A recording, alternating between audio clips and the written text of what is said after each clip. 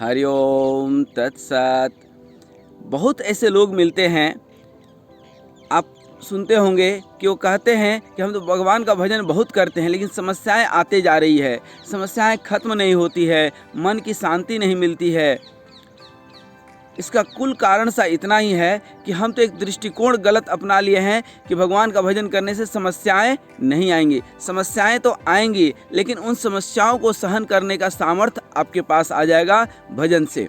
भजन से मन की शांति नहीं होती है, इसका मतलब यह है कि भजन आप श्रद्धापूर्वक नहीं करते हैं, अनवरत नहीं करते हैं, और आपकी परीक्षा भी ली जाती है कई बार कि ये सचमुच भजन करने वाला है या नहीं, या ऐसा तो नहीं कि सिर्फ अपनी समस्याओं को खत्म होने तक ये भजन प्रार्थना कर रहा है, फिर समस्या खत्म, भजन खत्म। भगवान कहते हैं कि मेरे मार्ग में जो एक कदम चलता है, मैं उसके लिए 100 कदम चलता हूँ आगे आगे। मेरे मार्ग में बीज का कभी नाश नहीं होता है, आज न कल वो फल देगा, वृक्ष बनेगा। पूर्व जन्म का साधक दूसरे जन्म में अच्छे कुलीन परिवारों में जन्म लेकर के फिर पूर्व जन्म में किए गए कर्म और भजन के ठीक आगे से चलना शुरू करता है, जहाँ पीछे छोड़ करके आया है। यहाँ जो है आप कथा सुनेंगे भगवान शंकर का और माँ सती का। तो सती जी पर्वतराज हिमाचल के यहाँ उमा होकर के जन्म ली। पावन पर्वत वेद पुराणा शास्त्र रूपी पर्वत की परंपरा में जन्म ली। माँ कौन है?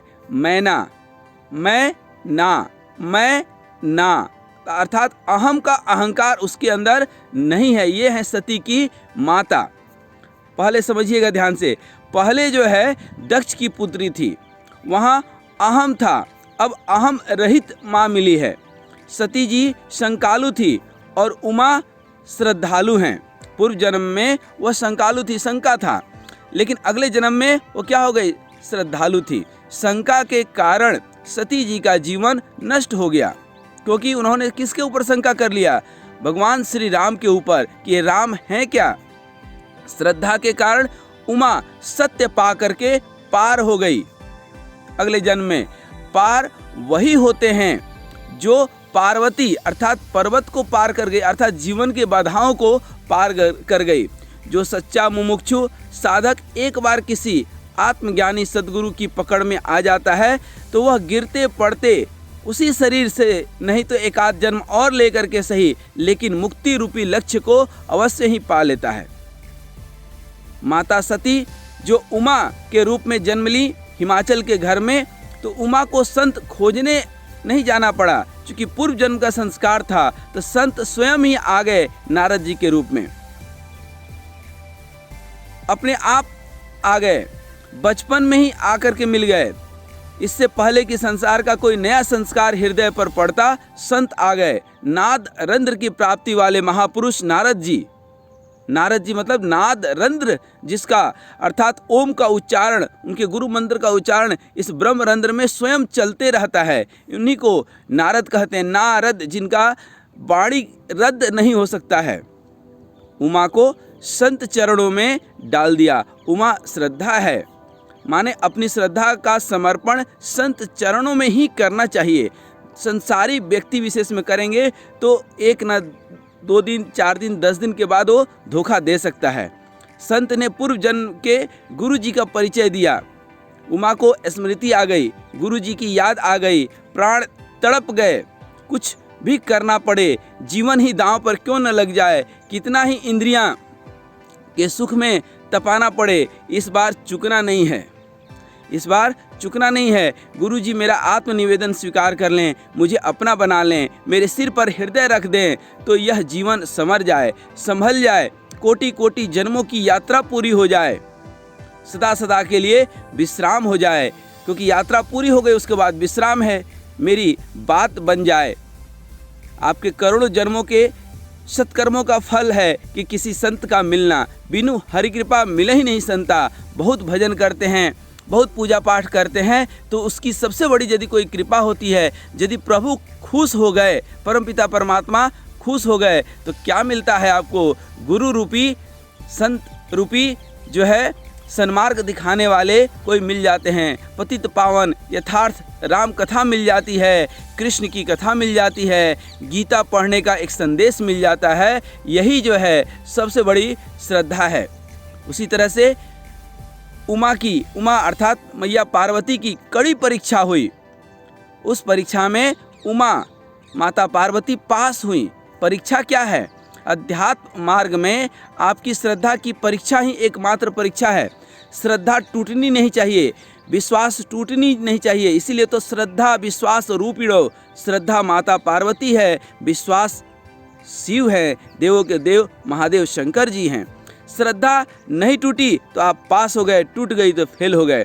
शंकर जी ने जब उमा मैया पार्वती शंकर जी के लिए तपस्या कर रही थी, तब सप्तर्षि आए। शंकर जी कहते हैं कि जिस सती ने मेरे 1000 कहने पर भी बिना परीक्षा लिए भगवान को स्वीकार नहीं किया, भगवान श्री राम की परीक्षा ली, उसी तरह से मैं भी इस जन्म में बिना परीक्षा लिए सती को स्वीकार नहीं करूंगा।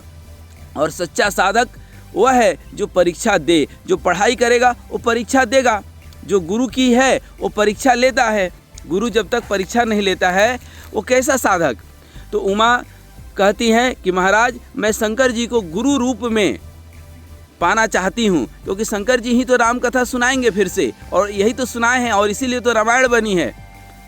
पर उमा कहती हैं कि मैं शंकर जी पर पूरी श्रद्धा जो है न्यौछावर करती हूँ, लेकिन उससे ज़्यादा श्रद्धा तो हमें अपने गुरु नारद जी पर है, जिन्होंने प्रथम बार में ही हमें वो समझा दिया। सप्तर्षि कहते हैं कि क्या हम संत नहीं हैं, क्या हम गुरु नहीं बन सकते हैं? उमा कहती हैं कि आप थोड़ी देर हो गए, लेट हो गए। जो पहले आया पहले पाया। हमारे दिल को नारद जी ने जीत लिया। नारद जी पहले मिल गए, मुझे आप पहले मिल जाते तो आपकी बात मैं मान जाती। और आपकी तो बात ही क्या, यदि शंकर जी स्वयं एक बार नहीं 100 बार भी कहें कि नारद जी का उपदेश मत मानो, छोड़ दो, तो भी मैं छोड़ने वाली नहीं हूँ। यही सच्ची श्रद्धा है। देखो परीक्षा सबकी होती है। यहाँ ऋषियों ने परीक्षा ली, आपकी दुनिया वाले लेते हैं। ये दुनिया वाले क्या परीक्षा लेंगे? जो खुद कभी परीक्षा में पास नहीं हुए वो क्या परीक्षा लेंगे? नहीं तो आपका ही मन परीक्षा लेने लगता है। कई बार दुनिया वाले नहीं लेंगे ना, तो आपका मन लेने लगता है कि यार हम जो कर रहे हैं सही कर रहे हैं या नहीं। तो ये श्रद्धा, ये विश्वास ही जीवन में आगे बढ़ाता है। जब समर्पण होगा तो स्वर्ग जैसा सुख मिलने लगेगा उस श्रद्धा से। जब तर्क उठने लगेगा तो नरक बना देगा। आपकी श्रद्धा को कसौटी पर कसा जाता है, तब जो पास हो गया वो पार हो गया। और आप इस कथा से समझिए कि अब शंकर भगवान भी समाधि में जा चुके हैं। उनको जगाने के लिए कौन जाता है? कामदेव, कामना वासना का जो रूप है, ये कामदेव जा करके शंकर भगवान को किसी तरह से उठा देता है। और भगवान शंकर तीसरा नेत्र खोलते हैं और कामदेव को जला डालते हैं। देवता कहते हैं कि ये तो कामदेव ही जल गए, कामना ही जल गई, वासना ही खत्म हो गई, तो फिर अब शादी कैसे होगी? अब तो विवाह होने से रहा, विवाह तो हो ही नहीं सकता है, क्योंकि कामदेव ही जल गया, खत्म हो गया। देवताओं ने शंकर भगवान से कहा कि विवाह कर लीजिए। देवता तो मन ही मन सोच रहे थे कि ये मना कर देंगे, क्योंकि कामदेव ही जब जल गया, अंदर का कामना वासना खत्म हो गई, जल गया। बड़ा गूढ़ अर्थ है। तो शंकर भगवान कहते हैं मैं विवाह करूंगा। क्यों? कि अब कामना जल गई, वासना खत्म हो गया, अब तो सिर्फ प्रेम रह गया। आज समाज में तलाक जैसे शब्द सिर्फ और सिर्फ इसलिए सुनने मिलते हैं क्योंकि वहाँ प्रेम नहीं है, वहाँ वासना है, एक दूसरे के प्रति समर्पण नहीं है, स्वार्थ है। यदि समर्पण रहता, प्रेम रहता तो संवाद होता, विवाद का तो कोई स्थिति ही नहीं बनता। इसलिए श्रद्धा होनी चाहिए। श्रद्धा ज्ञानवती, एक उमा की कहानी सुने, एक ज्ञानवती की कहानी सुनिए। एक राजा की बेटी थी, वो भगवान को पाना चाहती थी, लेकिन उसको किसी ने बताया, उसने पढ़ा, उसने सुना, उसने समझा कि बिना गुरु के ज्ञान नहीं मिलता और बिना ज्ञान का परमात्मा नहीं मिलता। सो उसने गुरु की तलाश जारी की। इतने में एक चोर को भनक लग गई कि ये तो गुरु की तलाश में है। वो चोर आया साधु का रूप बना करके, जैसे रावण आया था। वह जो है उसको राजा के बेटी को जो है बुलाया। राजा के दरबार में गया तो उसने चूँकि साधु का वेश था, उसने कहा कि हम तो सिर्फ ज्ञानवती अर्थात उस राजा के बेटी से ही भिक्षा ग्रहण करेंगे। सो राजा की बेटी आ गई भिक्षा लेकर के। फिर उसने अपना चाल चला, कहा कि हम तो गुरु हैं, हम तो भिक्षा लेते नहीं, देने आए हैं तुम्हें, क्योंकि तुम्हें भगवान की प्यास है। मुझे ऐसा लग रहा है, मेरे हृदय में ऐसा लग रहा है। जबकि उस तो सुन चुका था सारी बात। ज्ञानवती तुरंत तैयार हो गई। ज्ञानवती को उस चोर ने कहा कि उसके लिए कुछ शर्त है। क्या शर्त है? तो तुम जितना सज संवर सकती हो, जितने गहने पोशाक, जितने हीरे रत्न पहन सकती हो पहन करके, और मेरे साथ कल जंगल चलना पड़ेगा। सो ज्ञानवती ने ऐसा ही किया। पूरे हीरे रत्न गहने उसने पहन लिए और दूसरे दिन उस साधु के साथ जंगल चल पड़ी। इसी तरह का कहीं जंगल रहा होगा जो अभी आप देख रहे हैं। इधर मोर, हिरन सब मिल जाएंगे आपको। तो इस तरह के ही जंगल में वो ज्ञानवती को ले गया। था तो असली में चोर। उसने कहा इस पेड़ के पास खड़े हो जाओ। पेड़ के पास जैसे खड़ी हुई, उसने कहा कि पहले अपने ये सारे गहने और उतार दो, वस्त्र वगैरह सब उतार दो। ज्ञानवती कही कि पूरा वस्त्र भी उतार दें। तो उसने कहा कि गुरु से तर्क नहीं करते हैं, गुरु की आज्ञा ही सर्वोपरि है, इसलिए सब कुछ उतार दो। अब वो नंगी धंगी उतर गई। उसके बाद उस चोर ने उसको रस्सी से धीरे धीरे बांध दिया। कहा कि ये पहला जो है स्टेज है, और उसने रस्सी से पूरा उस ज्ञानवती को पेड़ से बांध दिया। बोला कि तुम यहीं रुको, मैं 2 मिनट से आया। वो सारा सामान समेट करके ज्ञानवती का ले करके रफू चक्कर हो गया, भाग गया। अब 2 दिन, 4 दिन, 5 दिन जो है हो गया। राजा के सेना खोजने लगे। खोजते खोजते किसी तरह जंगल में वो मिली। तो राजा के दरबारियों ने रस्सी खोला।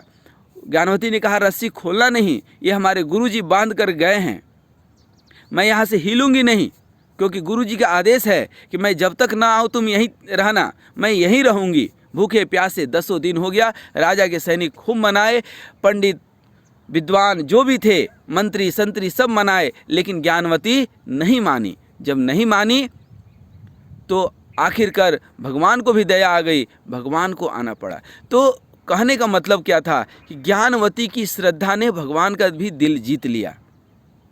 गुरु भले चोर था, लेकिन ज्ञानवती को ये चीज़ नहीं मालूम था। तो जो जैसा कर्म करता है उसको वो मिलेगा, उसका कर्म उसका भाग्य है। लेकिन हमारी श्रद्धा क्या है, हमारी नियति क्या है, हमारे कर्म के पीछे का भाव क्या है, उसके अनुसार फल मिलता है। ठीक उसी तरह से जैसे उमा को मिला, मैया पार्वती को मिला, ऐसे ही वो पार्वती नहीं हो गई। उसके पीछे बहुत तपस्या है, बहुत तप है, बहुत भजन है, बहुत ही ध्यान और समाधि। कहते हैं कि कई साल वो सिर्फ पत्ते चबा करके मैया पार्वती रही, हवा पी करके रही। तप में जो है तपना पड़ता है, परेशानी उठानी पड़ती है, तभी जीवन में उस मुक्त आनंद का अनुभव कर पाते हैं। छोटी छोटी आनंद के लिए कितना हम परिश्रम करते हैं, उस आनंद के लिए तो बहुत ज़्यादा परिश्रम करना पड़ेगा। इस उम्मीद के साथ कि हम अपने गुरु रूपी भगवान में श्रद्धा और विश्वास कायम रखें, गुरु के वचनों पर समर्पण कर दें, अपने आप को न्यौछावर कर दें, अपने आप को गुरु का आदेश ही सर्वोपरि मान लें, तो जीवन हमारा तर जाए। जहाँ तर्क है वहाँ नरक है, जहाँ समर्पण है वहीं स्वर्ग है। हरि ओम तत्सत, हरि ओम तत्सत।